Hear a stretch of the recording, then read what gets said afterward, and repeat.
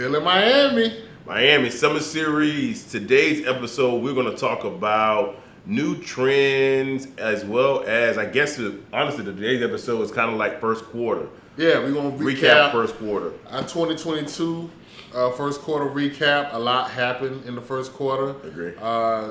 Just to let you know, a quarter is 3 months. Every month we have 4 quarters. So from January to March. So every 3 months it's a quarter. Mm-hmm. So we're going to talk about our first quarter, what we did, what we learned, mistakes we made, what we learned, and go from there. Yeah, so the recap of the first quarter is very important so you can actually strategize and do differently. What you do is that most companies, they actually evaluate quarter per quarter so that you can make the adjustments so that you can have a great year. So let's recap what the first quarter was. Yeah, first thing, we always talk about the BIRD method. They buy, rehab, refinance, and repeat. So that's what a lot of wealthy investors do. They don't flip their money and pay capital gains tax. What they do is they buy a property on the value, they rehab it, get it up to market standards, they refinance at the new market rate they got it at, take that cash out and go buy more properties. So we put that plan in action. So guys, you recently seen Beltline duplex we did for the competition. I won. We won. We won. Shout out to my designer. That old green cabbage, man. That green. It was a very risky green, but we glad we took the risk. I got a lot of sexy comments. Shout out to all my sexy viewers out there. Y'all see what we was going for. But yeah, so y'all seen the Beltline duplex. Y'all seen the Woodrow property.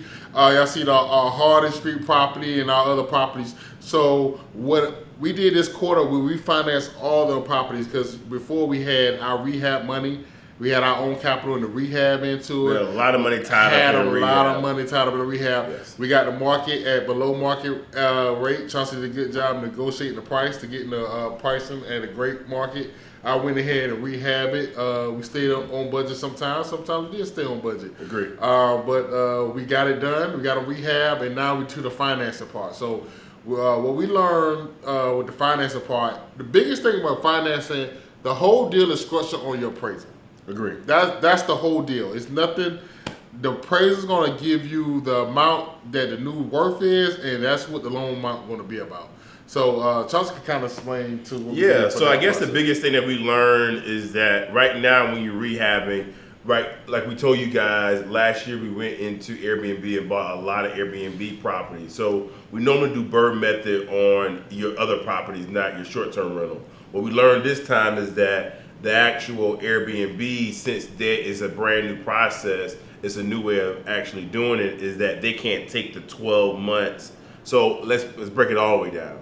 Long term typically have a 12-month lease. So when you actually go to do the refinance, you submit the actual 12-month lease with the actual to the actual finance company, and they actually use that as whatever the 12 months will be for the market rent.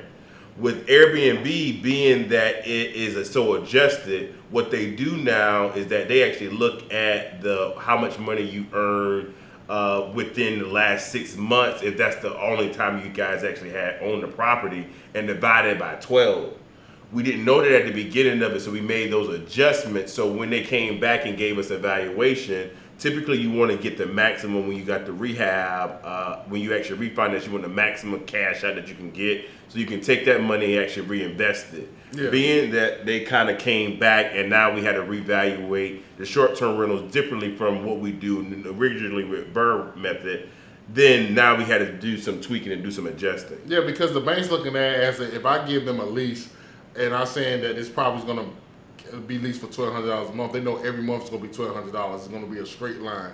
Like it's going to be $1,200, and then they can structure the deal like if you're going to cash flow. With Airbnb, like we just talk about peak seasons and you have cold seasons, so your income is going up and down. So you don't know what it's going to be. So they have to have a 12-month average of you actually doing Airbnb.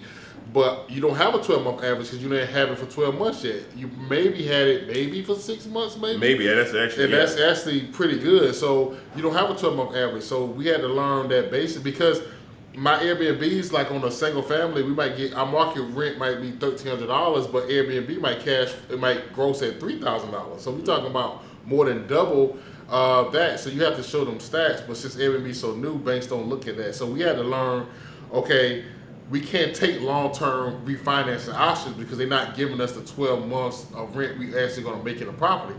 We have to maybe get some immediate short-term properties. What I mean by immediate, 5 years or less. Basically, you getting a 5-year mortgage on your property and saying, hey, we're going to refinance it, and in 5 or less years, we're going to pay off the mortgage. Yeah, and that's very important so that you guys can, because now that you're doing short term, what we learn is that you have an additional step that you add. Most people, they refinance it to a long-term product, and then they kind of go ahead with the next project. When you're working on Airbnbs, what you figure out is that you refinance it to a short-term product after this. So you're actually doing two refinances. So you'll do the initial one, a refinance, and then get 12-month history or even 18-month history. What we did was we extended it as long as we could. We got 2 year, we got 24-month intermediate loan, so we're gonna have 12 to 18-month history. So we can have 2 peak seasons that show that. And then we can go back to the bank because in them 12 and 2 years, your property should have went up. You should not be losing value on your property. Your property should have go up. So don't worry about that part. Don't worry about, oh my God, I got 2 years to pay this off. No, you're not even thinking like that. You just getting your property ready for long term because right now it's not ready for a long term solution. You right now you just want to get your money out, get your capital back as soon as possible back so you can buy more properties, and then you will basically getting your property ready for long term. So when that 12 to 18 months you have the average, now when they look at our properties, they're gonna see that we cash flow $50,000, $60,000, $70,000 a year on this property. They can divide that by 12. That's the new market rate. Then we can go ahead and refinance it to longer terms, more maybe like a 30-year mortgage, and then it can kind of be fixed in like that. So basically, now we've learned the process is you buy the house, you rehab, you do a short-term refinance, like 24 months or less, 12 to 24 months. I will put a D in there for data. Get 12, 18 months of data of your property. Then we do the long-term refinance.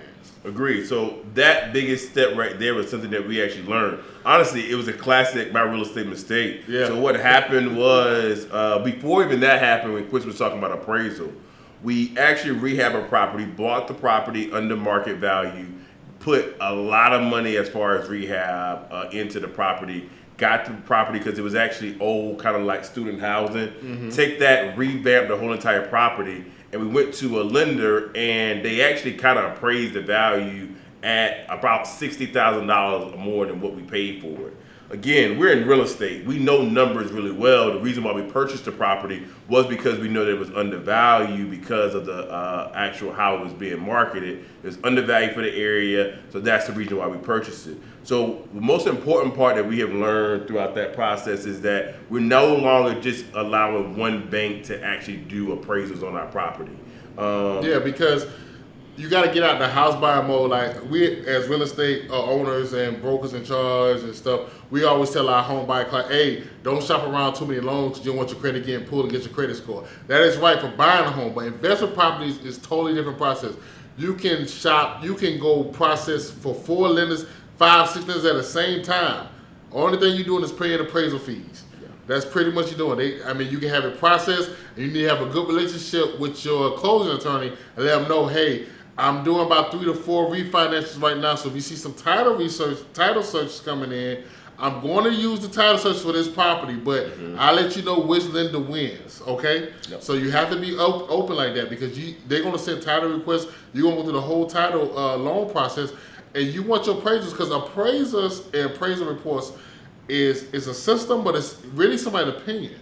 It's about appraisal A might think it's worth $500,000. Appraisal B might come in at $600,000. Appraisal C might come in at $350,000, and appraisal D might come in at $800,000. Whatever that is opinion, and it's a flawed system. So you gotta make sure that you have all your tools to actually complete and make sure you get the best deal because you're locking yourself in to get your money back. So you don't want to leave any money on the table. And like luckily we had that strategy because we had a property that appraised double from another appraiser. I mean, it was at... No, as much as even that is that. So I will be really kind of honest with you about how the appraisal process thing. The first time we met with the appraiser, we met him out there, and we pretty much got the appraisal back. It was so undervalued. Not only that it was undervalued, is that they had 9-month 9-month sale comps.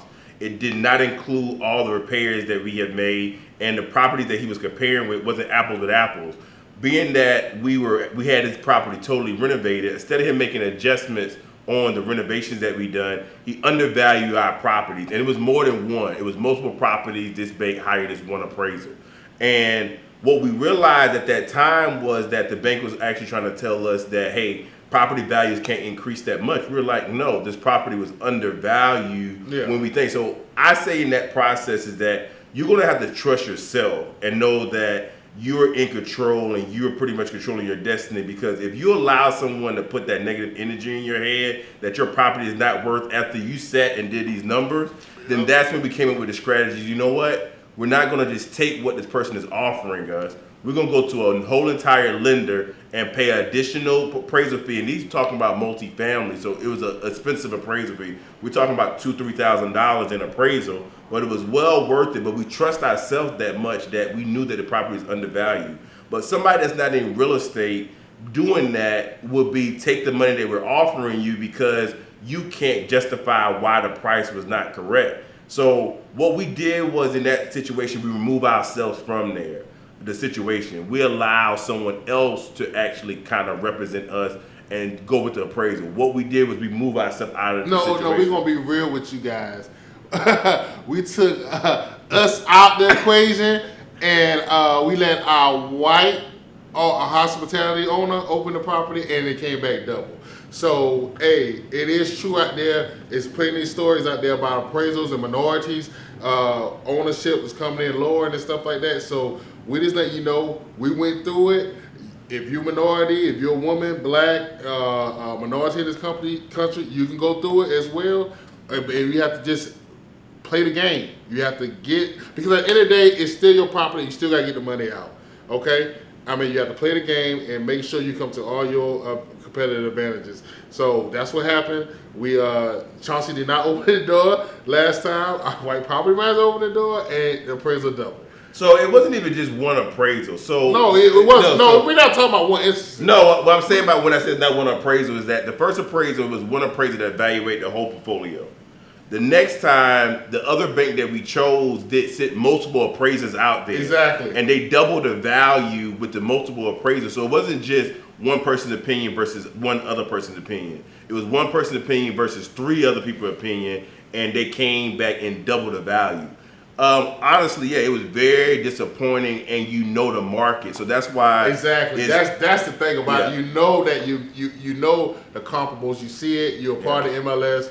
You know the comparables. You know what it says. You know, if I put this house on the market, what you value at right now, I have 30 offers in the first 48 hours. Agree. In this. Agree. And it could be cash offers too. So cash offers. That's what the biggest thing was, is that we learned that you have to trust yourself. That they try to make a decision on this, and even talking to our lender was very kind of discouraging if you wasn't sure about yourself about how the property value has increased in the last 6 months. But we were aware at the time when we purchased it that it was definitely very undervalued. We put the work into it. We changed out all the pertinent things to make the property value where it was, and to come back with 3 other appraisers came back with double what the first one was.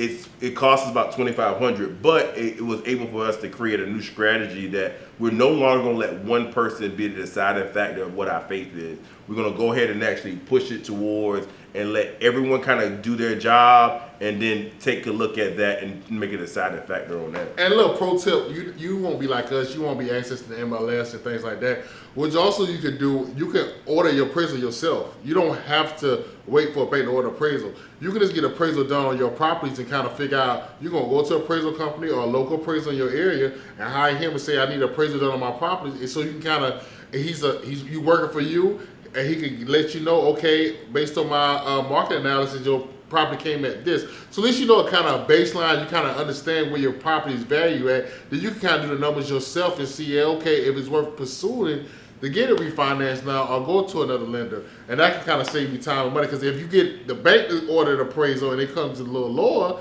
then you have something to compare with. I just got a local appraiser do it, and this market is going up, so my appraisal shouldn't be going down at this point. Then you'll start figuring out or more about your market. You got to know about your market. You got to know about what we're basically saying is that you need to educate yourself on what your numbers are. Exactly. Going back to the original thing that we talked about is that knowing that your cash flow and knowing what the property is actually sold for, knowing that whatever type property you have, what condition it is, comparing apples with apples. We're not asking for any favors, but we want the appraisal to be actually fair. Exactly. And when you know it's not fair, then it's different. It's kind of very similar. What we told the lender was, we see the last first quarter from January, it went from 3.75 interest rate, no, 3.25 interest rate to now in, I said this is April now, we're looking at almost under 5 interest rate. Just in that short time period, interest rates have went up about 1 or 2%. So when they're looking at a property values have increased dramatically like that over time too. Before in real estate, we would look 6 months into a property and see the actual changing difference. Now, when we're doing adjusting prices, we're basically looking in the last 30 days to last 90 days and seeing what the market has changed and how that property increased in value. But knowing that information is very important. That's why you need to do your due diligence, because it's still people out there that will undervalue your house. And if you're not sure about what exactly you have, you definitely be cut short. And that's kind of what we kind of put into it. That's our mistake. That was our mistake. We learned. Yep. It cost us maybe about 30, 60 more days. Yep. It cost us time, capital. And honestly, we sat on it for a minute. Like Yeah. when we got it, it took us like a week or so to kind of like They put got ourselves together. It's and like, then we that's just, not the right. Yeah, yeah, there's gotta be another way. this has got to be. This is, we know it was wrong, but we had to prove that it was wrong, and it's unfortunate that we had to go through that. But we learned that, hey, this is a new strategy that we're not going to allow people to do that. Yeah, so we made that mistake. So you guys don't make the mistakes. So that's why you say learn about your values and things like that. And shout out to all the fair appraisals. It's not all of them not bad. I don't want you to think that. I have some great relationship with some local appraisal people in my area and things like that. So, yeah, and that's what I'm saying. The other 3 came back. It was one appraiser with the whole entire portfolio, then one person, and then 3 people came back with totally double the value. Yeah. So we definitely had some other ones that was fair with the whatever the market value was, and it shows in the numbers. There's nothing that we kind of came up with, but definitely make sure you're sure about what you're actually doing. That's why it's important to educate yourself as much as possible, because that does actually change things, and that does change the way you do things. Going into the next thing that we learned, especially for the first quarter. And when you were just talking about, once you were talking about, you said it earlier, you got into a little bit, but the high cost of money. Oh yeah. So what we're looking at now, as far as what? What, like the cost, how interest rates going up? Oh yeah, that's what I was going into. Yeah. Inflation. Well, it's not really inflation. It's interest rates increase. So what we're looking at is like interest rates has gotten really low. January. It was January 2021. Interest rates were in the 2s. Interest rate like a 2.5. I think it went all the way down to like, I know somebody that got a 2.3 interest rate. Jesus. Yeah, 2.3 interest rate. What that does is that your interest rate lowers, so your buying power increases. So let's say you got a $1,500 mortgage with a 2.3 interest rate. If it increased to a 4.7, your mortgage probably is about what, $1,800. So a significant increase in actual mortgage rate. So the lowest since COVID that interest rates have gotten was January 7th, 2021. It was down to a 2.65. Now that's a 2.65 as an average. So it was some that was lower, some that was higher. And this is a 30-year fixed loan. From that was at the lowest rate to now interest rates as of March 17th, this is what the statistics I'm looking at, was at a 4.5. So what you're seeing is that in between that time, and we're talking about January, February, March, interest rate was in January a mid 3.6, 3.7. Interest rate pretty much doubled in 60 days. Well, not doubled, went up 1% in 60 days. Oh, no. So the whole 1 month your buying power probably, let's say if you had a 2.5 and you only qualify for 250. I know people who have now, their 250 qualification is going down to 200. Look at, just like in past episodes, Quincy talked about, it was not important before what the sale price of the house is. It was more important what the actual dollar amount you were paying per month. And people didn't understand it. Like, well, I'm not going to overpay for the house. But if you're looking at something, especially a long-term investment, where you're going to have a fixed rate, you want to make sure that you have a low interest rate throughout the life of your loan. You're going to pay less interest, and that should be your goal. Another thing that we are probably going to become popular again, because somebody got a 2.3 interest rate, is assumable mortgage. Because mortgage has never been that low. Like, that's statistically low. Like, before COVID happened, interest rates were right around now, which is still at its historical low. It's assumable mortgage. What's a mortgage? Assumable mortgage. Okay, you just shut that out, like that's coming back to the market. What is it, Chauncey? Yeah, so assumable mortgage is when if Quincy owns a house and he has a 2.3 interest rate, okay, and I want to buy the house that he has. No, I don't take it off. I'm gonna take it. So interest rate now at a 5, right? So Quincy has a 2.3 interest rate.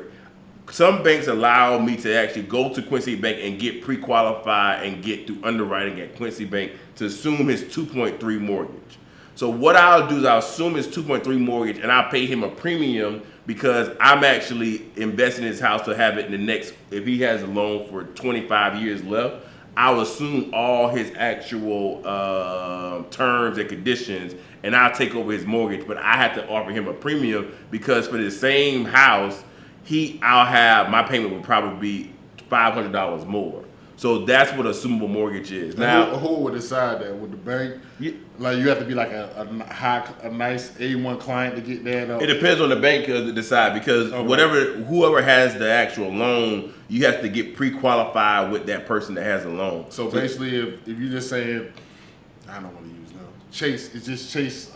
Chase had my mortgage. Yep. And you want to buy my house. You was just saying that if you can qualify through Chase, and Chase like, hey, Chauncey qualified, he's a good client, we're gonna move your mortgage into his name. Agreed. And what he's saying is, if I'm gonna sell my house, if I was gonna sell my house for $300,000 and he's taking my mortgage, he might have to give me $350. Yep. Because I'm saving him so much interest because the interests are double, and it's good for him because he's getting a low interest rate over 30 years. He's gonna get that $50,000 back when interest rate and stuff like that. And interest rate's gonna be at a 5, and you got a 2.3. So I'll give you $50,000 on top of it just to assume that interest rate. And it's a win-win for everybody. I get a premium for my house. Yep. Chance to get a low interest rate, and the bank's still getting their monthly payments. That's it. So everyone wins in that scenario. Now, what I want to give as far as like a pro tip is that a VA assumable mortgage. With VA is a little different. You have to be very careful with assumable mortgage.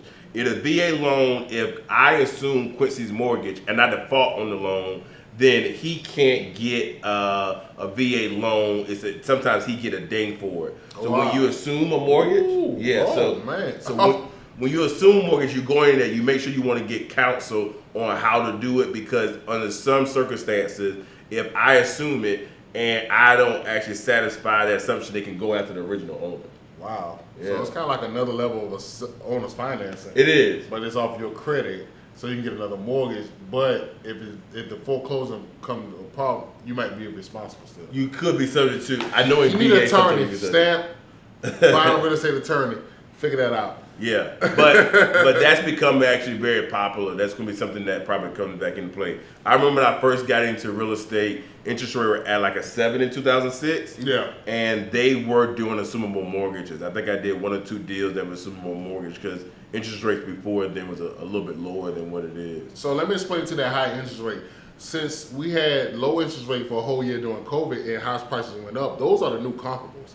So you don't think just because interest rate went up, houses going to go down. No, because they have comparables of 12 months with low interest rate when this market still is going up higher. So only thing about high interest rate for you is your house you could qualify for is going to become smaller or a different area you was looking into.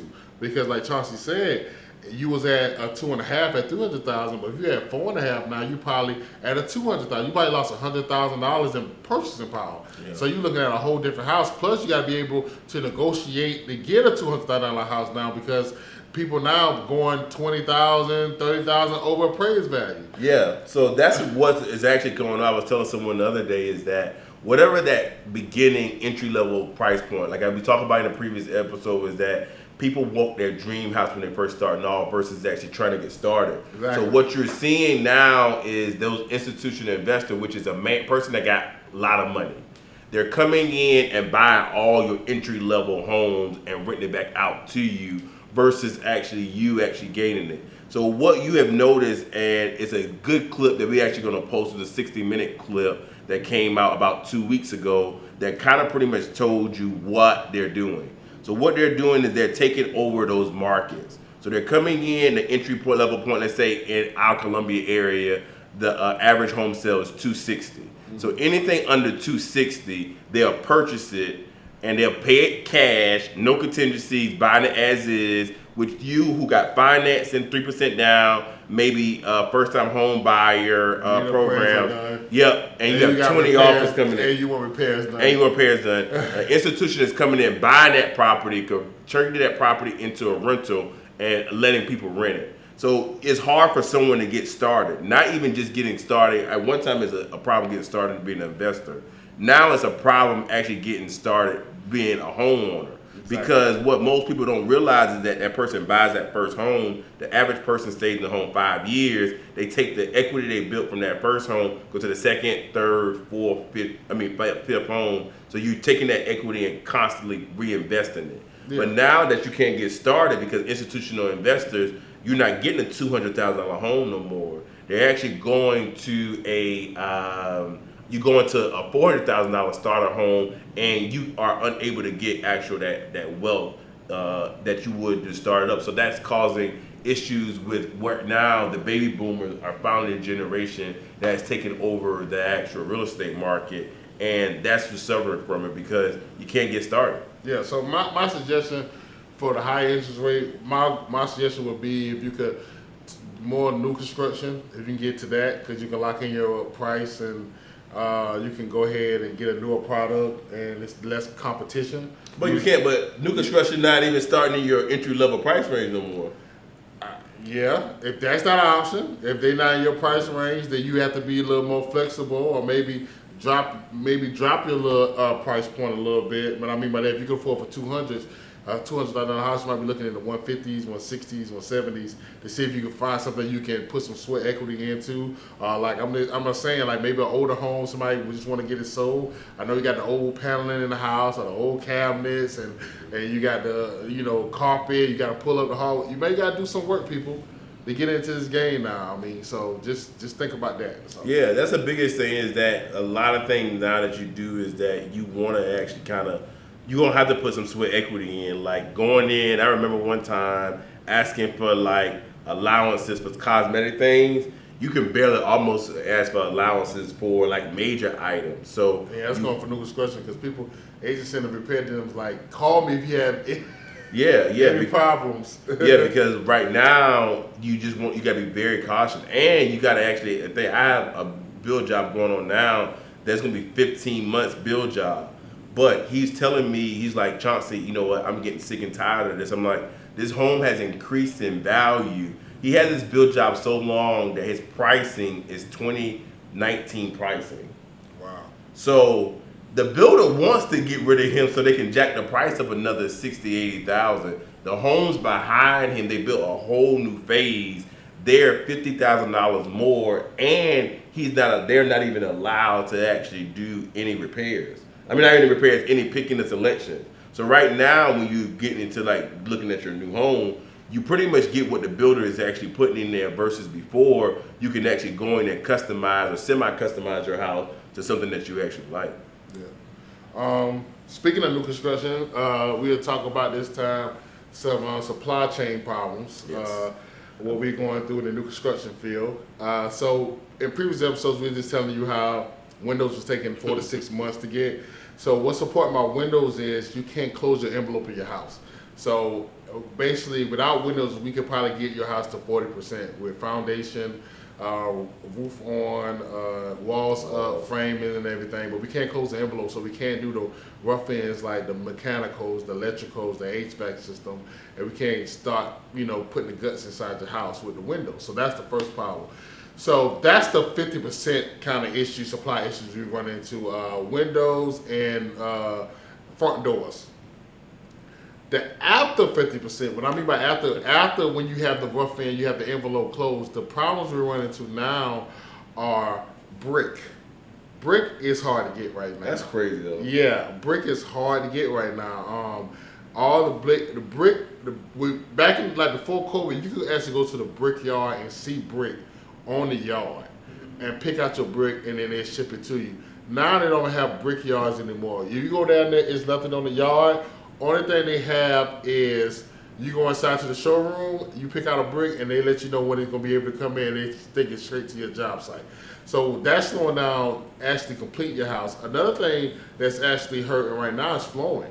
Yeah. Oh my God, flooring is at a all-time high, and it's at an all-time low supply. And so I think it's important to think about how supply chain actually works. So what normally happens is that a factory does the stuff. They send that to a vendor, and the vendor houses it and have like storage of these items that's stored, and then they actually sell it. What's going on now is that I bet it's a lot of empty storage sites everywhere because it's going from the factory to your hands. Yeah. So it's no middleman in between and putting it in the storage and kind of housing it because everything is actually out. So they're so behind they can't store it. Yeah. I mean, right now, even our suppliers who like back in the day, like these 3 colors I can get every day of the week. Now it's like it's nothing we can get every day of the week. It's like nothing to store. It's like it's made and it's shipped and it's delivered. And that's what's important. The thing is that when we talk about flooring and then those other pieces, that's the reason why a lot of builders have stopped actually doing selection, because what would happen is that they waited 6 months for windows. Windows finally came in, and the flooring that you want is out of stock, and you didn't order it because you were waiting on these windows to come in that they were fine when you initially placed the real order. But now when it goes to pick it up, you go to your vendor and say, hey, I'm ready for those floors. They're like, these floors are not available anymore. We ran out, they're out of stock for a couple of weeks. So that's the reason why builders have pulled away from that, because they're seeing the issue. And let me explain to you on the builder side why we don't want to hurt your feelings about your selections. So that's what builders stop taking your ability to select. Because let me tell you, builders have what they call lines of credit to build a house. Like it's rare you have a construction loan, and even if you got a construction loan, it still costs them money every day to build that house. So they have a line of credit to build a house. They're getting paid interest every day to build this house. So if Chauncey is representing a buyer, and I call Chauncey like, hey, the gray laminate floors your client wants are out of stock. They're not coming back in for a whole 6 months. That client might come to Chauncey and say, I don't care, I want to wait 6 months for this floor because that's what I picked. My dream. That's my dream color. That's what I want my house to be. So Chauncey comes at me like, well, we don't want to pick another one. We want to wait 6 months. And well, that doesn't work for me as a builder because I have to have, first of all, the labor and materials going to be higher in the 6 months. Plus the interest I'm never going to get back. And my profit margin is losing every day. So builders that's how they think. They don't want to just hurt your feelings and not get what you want. But at the end of the day, they have to make a decision, and you're so emotionally attached to this house, your decision making is not going to be as quickly as their decision making. Yeah. So when we have had plans that we had to change window grids because this window design was not in, but we don't care because people need windows. We need to put windows in the house. The gray laminate wasn't in, but a sandy one we can change the paint color came in. This granite color wasn't in, we put this granite color in. So builders take away choices because that's going to help us actually get you a house quicker, because at the end of the day, you're going to want the house and we got to get you inside the house. So that's what my biggest thing I tell people with anything is that what they're doing now is streamlining everything, the process, because it's naturally stopping itself already because of supply issues as well as labor issues as well. So the way that you can actually avoid that is take the choice out. Because if it is gray floors, if we put in sandy floors, it's not going to offset what the actual client has, and we don't have to wait for you to go back to the design center, pick the floors, and then hopefully those floors are in. It's better off that we can ask the supplier and say, hey, I have these sandy floors, they're ready to go now, they're here, go ahead and put them in the house, and then go that direction. So what it is just that because of that supply chain shortage, you're just going to have to adjust. And my biggest thing is that someone always asks me, is it still a good time to buy? What also you experiencing is that actual rental rates are going up dramatically. We just was actually touring some stuff in Miami. They're finding Airbnb. Yeah, so, I mean, Airbnb is gonna be the new market rates. I mean, if I can get $100 a day, that's $3,000. Why would I short long term my house for $1,500? But so I was looking at some statistics today that 39% in Miami alone, rent has increased 39% from last year. Talking to our realtor today, well, my realtor today, she said that her place went from $2,500 a month to $3,800. No, 23 to 36 or something. Yeah, it was something like there's the $1,500. And we're talking about in a year. Yeah, like at least over another year, $1,500. Yeah. And on top of that, she had to make a decision to stay there because he was like, if you don't do it, someone else will. Yeah, so she just had to make an $18,000 decision because she had to pay $18,000 more in her lease now. Yep. In 1 year. In 1 year for the 1 year. Yeah. So when you're asking about the difference as far as housing, somebody who bought their house a year ago, and like Quincy was saying, they put an extra $15,000 up with a 2.3 interest rate, and they put $15,000 above appraisal on it, was well worth it because at least now that mortgage payment is fixed. Everyone else that has not made a decision there is actually making that adjustment around there. So you want to be very careful about that. So to answer your question, is it still a good time to buy? Yeah, because you have still more control over it. Yeah, I mean, it's always a good time to buy because you got to stop the bleeding somehow. I tell people that all the time. You can't. '08 was a perfect storm. I get it. '08 had a lot of things happen. I mean, we was finding clients everywhere at the laundromat. I mean, you had a social security number, you could get a house back in there. It was a wild, 100%. wild west. It was a wild, wild west. I mean, I even knew processor exist till like 2010 because it was just like straight to underwriting, close, like buy close. So if you wait for '08, I'm sorry, '08 ain't coming, in my opinion. Yeah. You gotta stop the bleeding somehow. You gotta get in the game. You just gotta, because at the end of the day, today, wherever you get your mortgage at, I'm telling you, 3 or 4 years later, the mortgage ain't gonna seem that high no more. I mean, people that used to have, you remember $200 used to be a high mortgage? I remember my first mortgage. I think it was $800. I think it was $700. I was like, oh my God, $800. And the craziest part about it, I'm gonna be honest, that my rent was $1,100 a month, and I was easy to sign that at the time. And then I actually went down to that, but I don't know what about a mortgage was so scary about it for the thing. And then for me, in 2019, I had craziest thing that happened. So I was like, you know what? I'm gonna get the house that I really want. I don't give a dang how much the mortgage is. But I said, I don't give a damn how much the mortgage is. So I just pretty much just bought it. But I was terrified buying that mortgage. But you know what? I'm glad you say that because I want to speak on that. I think the black community on mortgages, because I think it's the embarrassment factor. I think because everybody in our family has lost an apartment, so that's no embarrassment. Oh, girl, you got to carry an apartment. I got evicted from an apartment. No embarrassment. But according to us, if we lose a house, oh my God, you just was irresponsible. You got a scarlet letter on you. You were just ashamed. You shamed the family. You lost a house. And we need to stop looking like that. Mortgage is actually the safest way to get a property because, man, you don't pay rent for a month or two, they kick you out in 90 days. Mortgages take years and years to get out. You remember you had? Oh yeah. So when the market crashed, I kind of pivot to exactly what to do. The banks had foreclosures, so I did these things called BPOs and kind of represent the bank as far as their agent to represent putting the property back on the market because they had the property. I mean, I had people like on averaging, and when I say I did this BPO thing, which is a broker price opinion, but back to like an appraisal is pretty much what my opinion of what the property will actually be worth.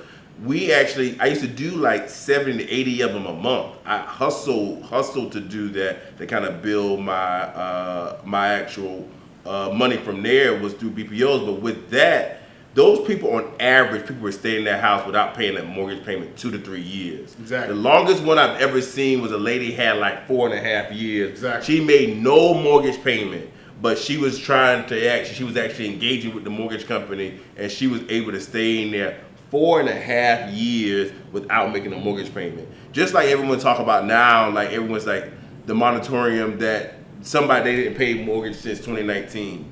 For me, in my opinion, is that's not bad because I've seen worse and in different situations. So Exactly. That's kind of what I tell people that now is that, and home prices did not increase as they did the last 2 years either.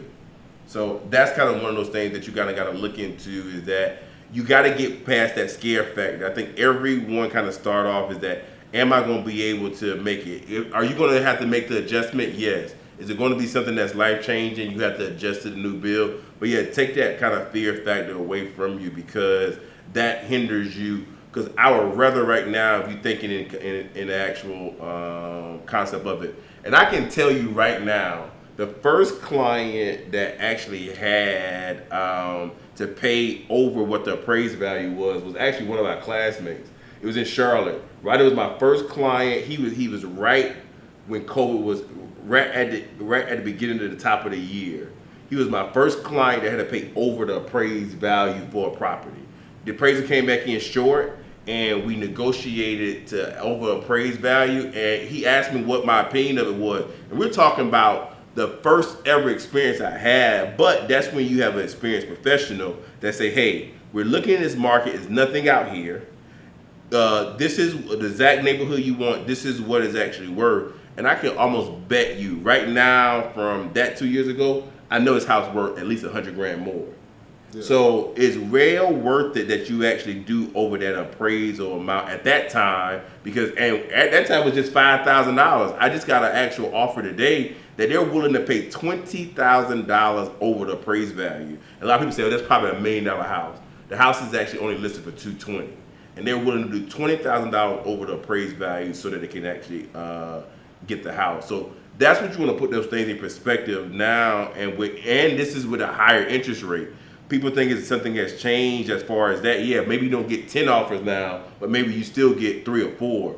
Multiple offers are something that is going to happen. I have agents call me all the time and say, hey, Chauncey, do we have a multiple offer? I said, in the last year and a half, all we had was multiple offers. So that's not even a question no more. The question should be, when is the cutoff for the actual multiple offers? Because that's more important than what actually having a multiple offer is. So you guys want to be aware of that. So that was our 2022 recap. Q1. Yeah, Q1. We'll let you know how the second quarter goes and when that comes in this summertime. And like I said, man, I hope y'all enjoy. Please watch the podcast on all your major podcast networks.